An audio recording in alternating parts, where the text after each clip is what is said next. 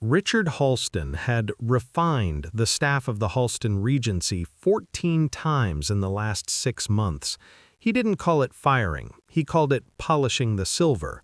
To Richard, the hotel was a machine, and he was the only one allowed to have friction.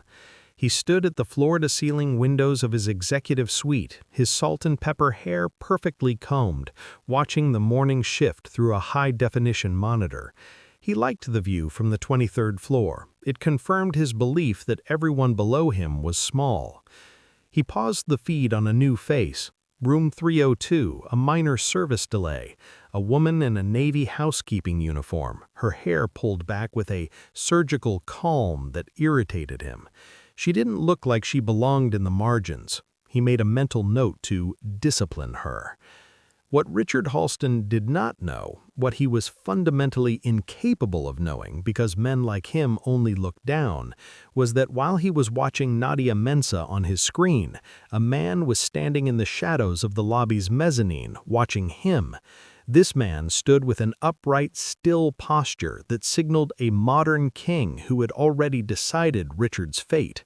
This was Kim Woo-rin. And Richard Halston was about to learn that he didn't actually own the hotel, the heir, or the woman he was about to target.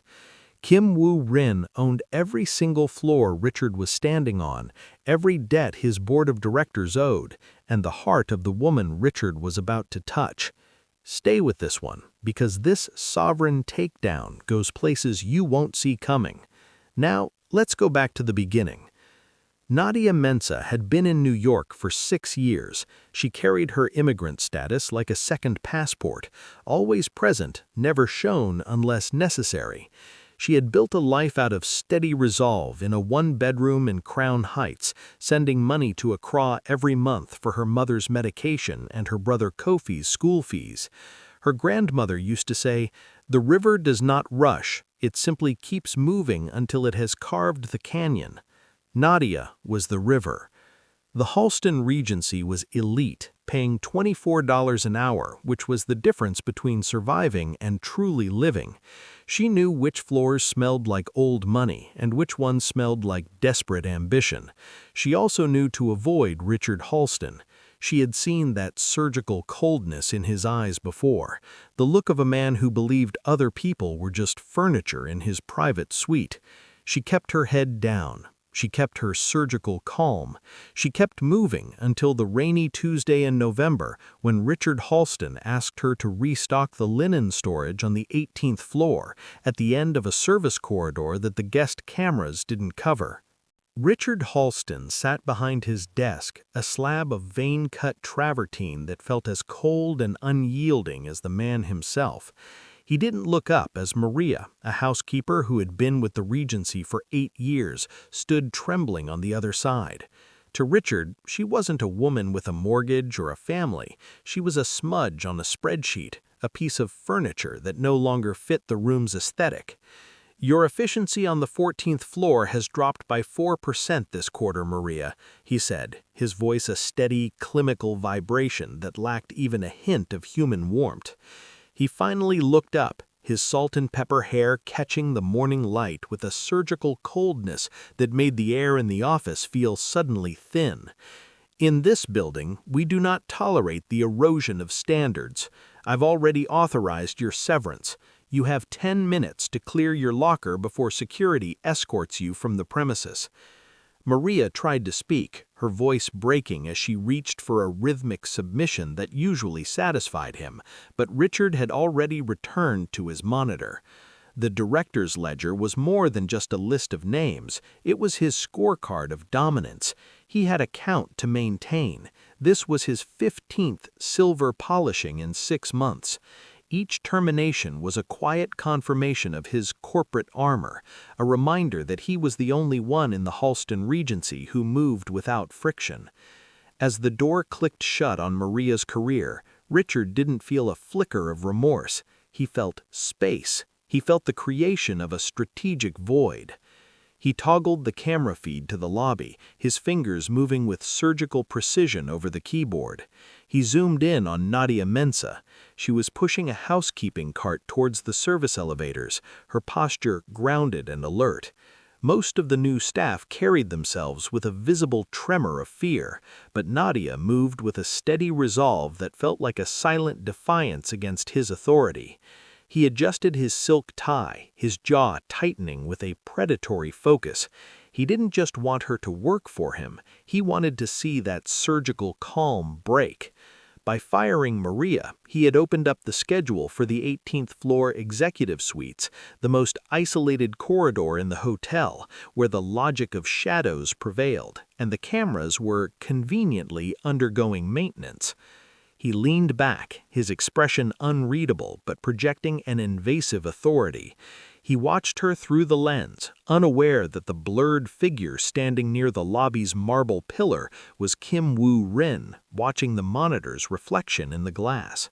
Richard Halston believed he was simply rearranging the furniture in his private empire. He didn't realize he was clearing the path for the man who was about to burn the ledger and the man holding it. The 18th floor linen room was a surgical vacuum of white walls and the sterile scent of laundry starch. Nadia stood at the back, her navy housekeeping uniform a sharp contrast against the endless stacks of iron sheets. She was restocking the towels, moving with the professional discipline that had become her armor. She didn't hear Richard Halston enter. She only felt the change in air pressure as the heavy steel door clicked shut, the sound of final sharp punctuation in the profound silence of the service corridor. Halston leaned against the frame, his tailored dark suit looking out of place in the utilitarian space. His posture was assertive and invasive, his jaw tight with a predatory focus that he no longer bothered to hide behind corporate jargon. "The 18th floor is quiet today, Nadia," he said, his voice a low, vibrating thread of entitled authority. He finally looked up, his salt and pepper hair catching the morning light with a surgical coldness that made the air in the office feel suddenly thin. "No guests, no witnesses, just a late turn-down service that needs personal attention." Nadia didn't shrink. She turned slowly, her hand bracing against a metal shelf for leverage. Her eyes narrowed, her steady resolve hardening into a ferocious defiance that Halston clearly wasn't expecting. "The work is done, Mr. Halston. Open the door." He didn't move. Instead, he leaned into her space, his expression controlled but predatory. "You're an immigrant in a city that eats people like you for breakfast. You're a ghost in my hallways. I could make you disappear, or I could make you comfortable." He reached out, his hand moving towards her face in a gesture of invasive ownership. The chaos versus composure dynamic flipped in a heartbeat. Nadia didn't scream for help. She shouted in pure fury, her body twisting away from him with a strength born of 6 years of carving the canyon. As his hand brushed her shoulder, she slammed her forearm against his chest, using the metal shelf to push back with surgical precision. The force of her resistance caught him by surprise, sending him stumbling back into a heavy cart of dirty linens. "I am not a ghost! I am not a ghost!" Nadia hissed, her voice a melodious vibration of righteous indignation. "And this hotel is not your playground." Before Halston could recover his corporate armor, she was at the door. She didn't run like a victim. She exited with the sovereign grace of a woman who knew she was no longer alone in this war. She left Richard Halston standing in the center of the storage room, his salt and pepper hair disheveled, his unreadable calm shattered. He was stunned not just by the physical blow, but by the surgical certainty in her eyes, the look of a woman who knew exactly what she was worth and exactly what it was going to cost him to find out. Richard Halston adjusted his silk tie in the mirror of the service elevator, his breath hitching with a raw malice that his surgical coldness could no longer contain. He had been shoved by a maid. In his world, such friction was not just an insult, it was a systemic malfunction that required a total reset. As the elevator ascended to the executive floor, his mind moved with surgical precision, mapping out the logic of shadows he would use to erase Nadia Mensah from the city's service economy. By noon, the corporate power of the Halston Regency was fully mobilized. Richard stood in the security hub, a darkened room filled with the flickering blue light of 100 monitors. He authorized an immediate security audit of the housekeeping lockers, a standard procedure he had weaponized dozens of times before. Using his master key, he slipped a $50,000 platinum timepiece, conveniently reported missing by a VIP guest in the penthouse suite only moments earlier, into the bottom of Nadia's locker, tucked beneath her spare Navy uniform. When the HR manager and two uniformed police officers met Nadia in the employee break room, the pressure cooker rhythm of the hotel reached a boiling point. Richard watched from the doorway, his posture one of invasive authority, his hands clasped behind his back in a mock show of disappointment. The watch was found exactly where he had placed it. While the steady resolve in Nadia's eyes didn't falter, the profound silence in the room felt heavy, a physical weight pressing down on her. "Theft of this magnitude is a felony, Ms. Mensah," Richard said, his voice a chilling, steady vibration. "And given your precarious immigration status, I doubt the city will be as welcoming as the Regency was. You aren't just fired, you are a criminal." He didn't stop there. He triggered the blacklist protocol, sending an urgent memo to the Hospitality Alliance of New York, labeling Nadia as high risk for theft and insubordination. He wanted her to be more than a ghost. He wanted her to be a warning. As she was escorted through the lobby in handcuffs, Richard felt the absolute isolation of his power return. He believed he had successfully polished the silver. He didn't see the background observer, Kim Woo-rin, leaning against a marble pillar near the exit, his unreadable calm masking a sovereign wrath that was about to turn the director's ledger into a funeral shroud. The elevator opened directly into a space of profound, watchful silence. The penthouse was a cathedral of obsidian and glass, a surgical vacuum that seemed to hold its breath as Nadia stepped inside. She was no longer in the Navy uniform of the Halston Regency. The police had taken that as evidence during the processing. She wore a simple, borrowed coat, her wrists still bearing the faint red ghost marks of the restraints.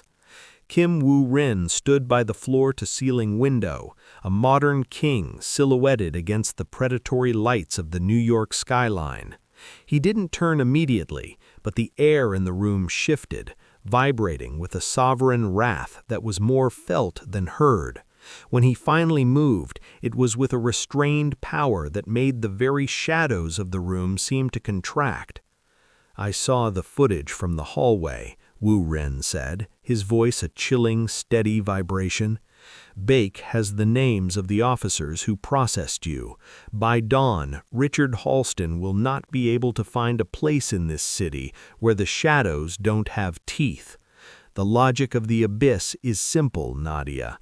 What is taken from us must be repaid in blood." Nadia walked toward him, her steady resolve acting as a counterweight to his violent gravity. She stopped just inches from him, looking up into the unreadable calm of his eyes. "No, Woo-rin, if you kill him, he dies a martyr to his own ego. If you break his bones, he stays the director of the Regency in the eyes of the board. I don't want him broken, I want him erased."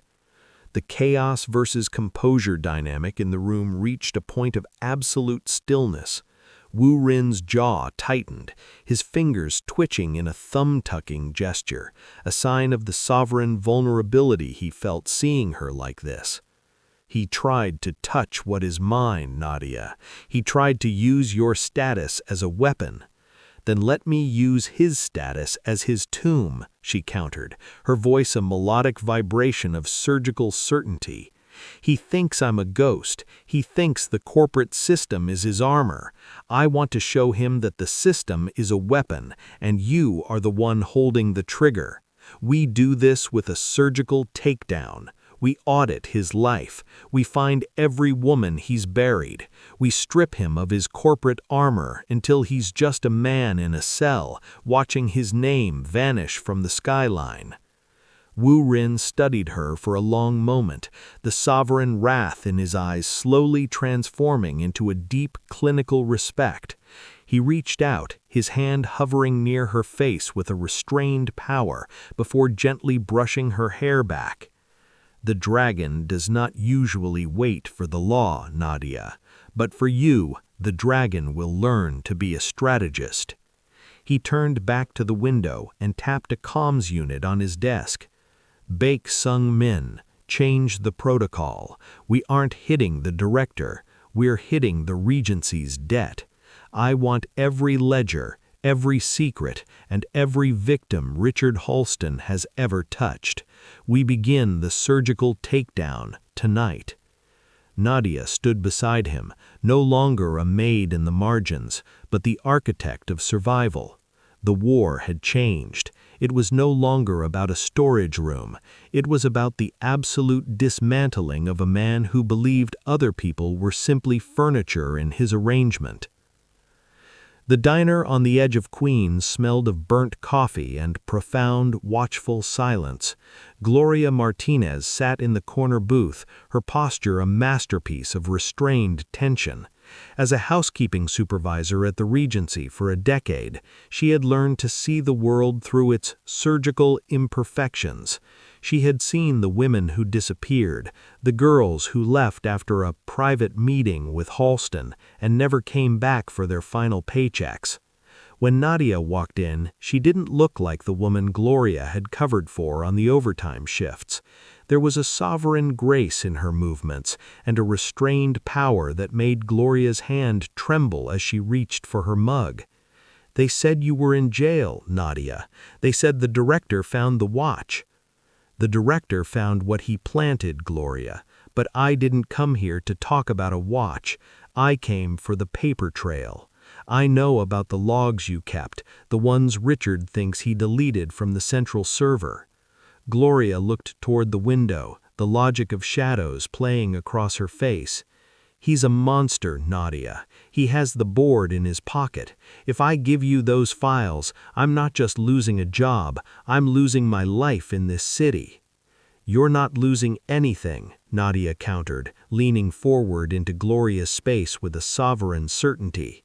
"Because for the first time, Richard Halston is not the most powerful man in the room. The modern king of this city is watching him, Gloria. We have the resources, but we need the truth. I need the names of the 7 women who came before me. I need the Judas Protocol, the record of every payout and every NDA he forced them to sign." The chaos versus composure dynamic in the booth shifted as Gloria reached into her bag. She pulled out a worn, encrypted USB drive, a surgical record of a decade of silence. "I kept it because I thought one day someone would be strong enough to use it. I just didn't think it would be the girl from the 18th floor."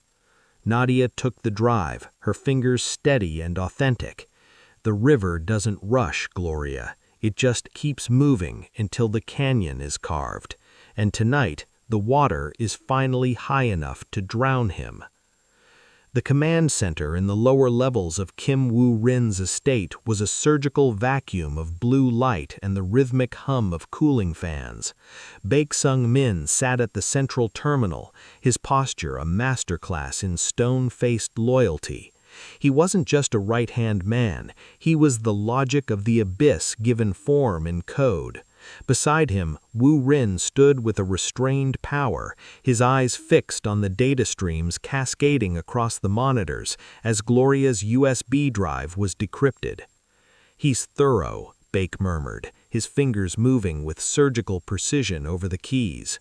Halston didn't just delete the footage, he rerouted the hotel's maintenance funds into a series of shell companies, the surgical shields he used to pay off the 7 women before Nadia. Every NDA was signed under duress, funded by embezzled guest service fees. The audit of sins began to take shape on the screen, a digital paper trail of a decade of predatory behavior hidden behind corporate armor. Richard Halston hadn't just been a director, he had been a parasite, draining the Regency's lifeblood to maintain his absolute isolation and silence his victims. The drive contained recordings, bank transfers, and internal memos that proved a pattern of raw malice that the board of directors could no longer ignore. Woo Rin watched a recovered video file from 2 years ago, a different room, a different maid, but the same invasive authority in Halston's posture. His unreadable calm didn't break, but the air in the room grew heavy, a sovereign wrath manifesting as a chilling, steady vibration. He thought the system was his fortress, Woo Rin said, his voice dropping into a low, metallic frequency. He thought he could weaponize the vulnerability of ghosts, but a ghost who keeps a ledger is a witness he cannot fire. "I have the Judas protocol ready, boss," Beck reported, his face illuminated by the surgical coldness of the screen. "We can initiate the liquidations now. I can trigger a blackout on his personal accounts and leak the audit to the Regency's primary creditors. He'll be insolvent before the stock market opens." "No," Woo Rin interrupted, his gaze shifting to the door where Nadia stood, watching the logic of shadows unfold. "We don't just bankrupt him in the dark, we wait for the gala. I want him to see his corporate armor fall in front of the people he spent a lifetime trying to impress. I want him to see Nadia in the light while he realizes he's the only one left in the shadows." The audit of sins was complete. The dragon had found the weak point in the king's armor, and the modern king was now simply a man with a deadline. The digital fire was set. All that remained was for the lights of the Regency to go out. The grand ballroom of the Halston Regency was a cathedral of polished danger, a sea of black ties and silk gowns shimmering under crystal chandeliers that cost more than a maid's decade of wages. Richard Halston moved through the crowd with his signature assertive authority, his salt and pepper hair perfectly groomed. He was the man of the hour, celebrating the hotel's 50th anniversary, convinced that the Nadia problem had been successfully buried under the weight of a felony charge and the blacklist protocol. He stood near the stage, sipping champagne, oblivious to the fact that the logic of shadows had already shifted against him. He didn't see the security team, men he thought were his own, quietly moving to the perimeter of the room, their stone-faced loyalty now belonging to a different master. The music, a rhythmic noise of classical strings, suddenly slowed as the grand double doors at the back of the ballroom swung open. A profound, watchful silence swept across the room, starting from the back and moving forward like a physical wave. Richard turned, his surgical coldness ready to greet another donor, but the glass in his hand trembled. Nadia Mensah stepped into the light.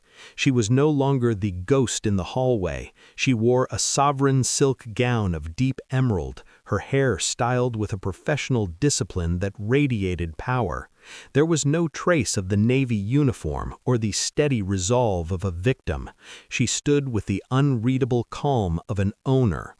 Beside her, Kim Woo Rin stood with a restrained power that seemed to dim the very chandeliers. He didn't look like the mafia heir, he looked like the architect of the building itself. "The director looks like he's seen a ghost," Woo Rin murmured, his voice a chilling, steady vibration that carried across the hushed room. Nadia didn't look away from Halston's widening eyes. Her steady resolve was now a sovereign weapon.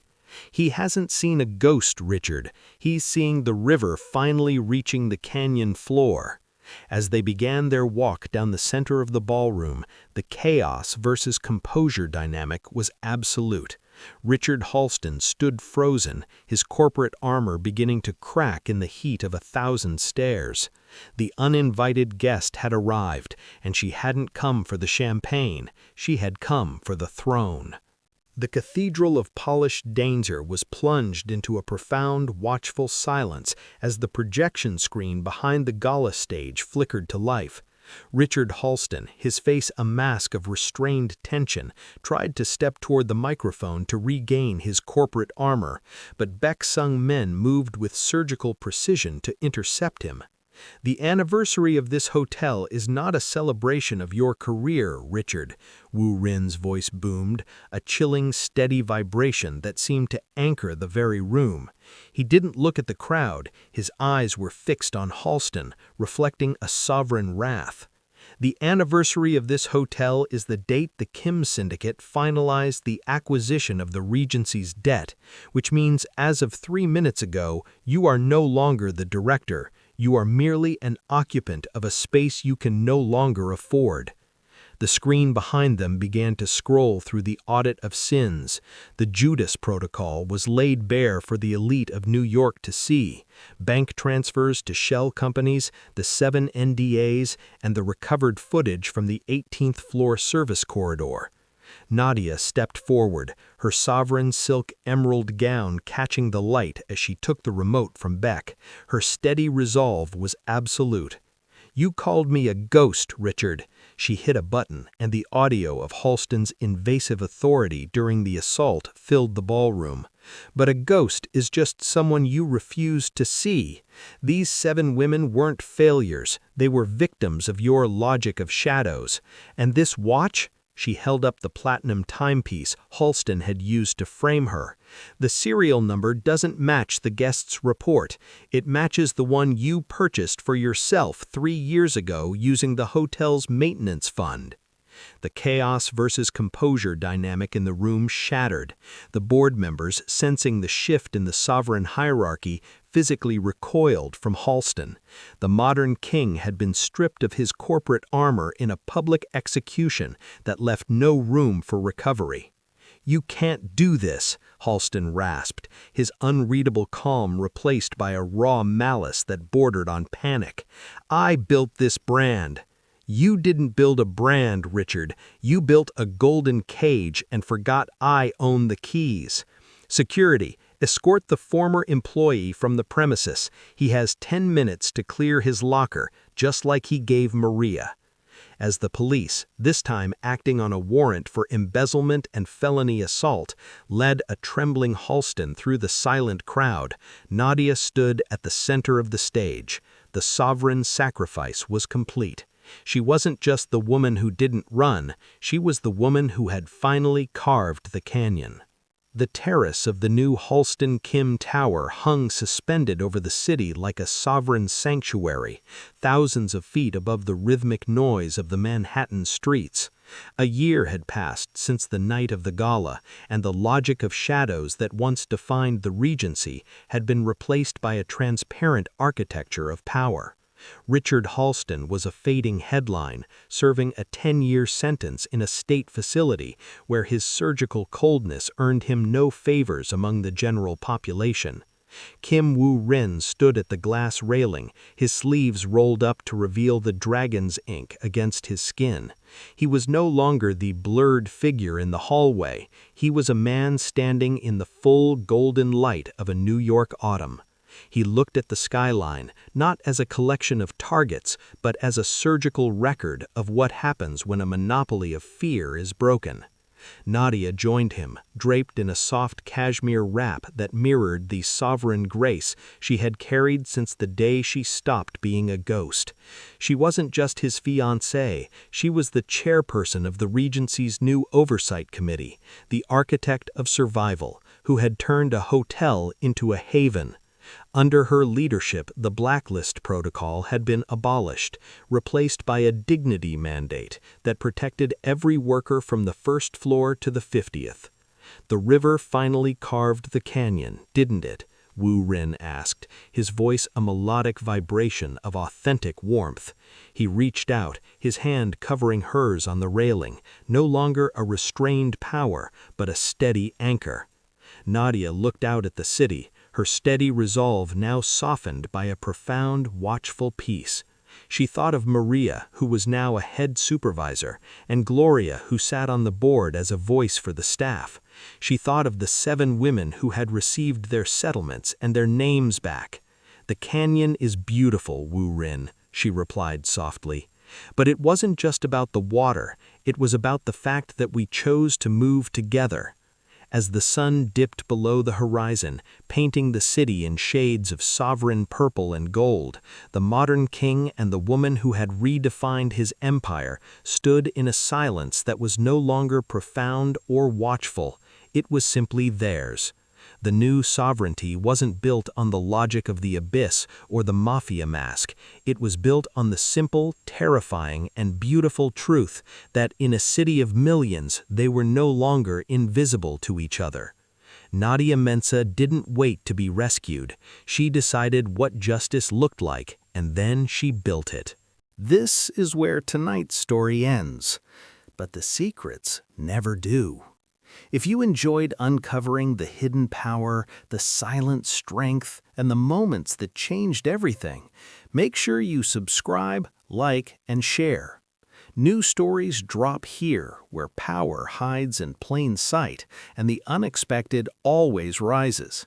Like, share, and tell us what story you want uncovered next. Until next time, stay curious and watch closely.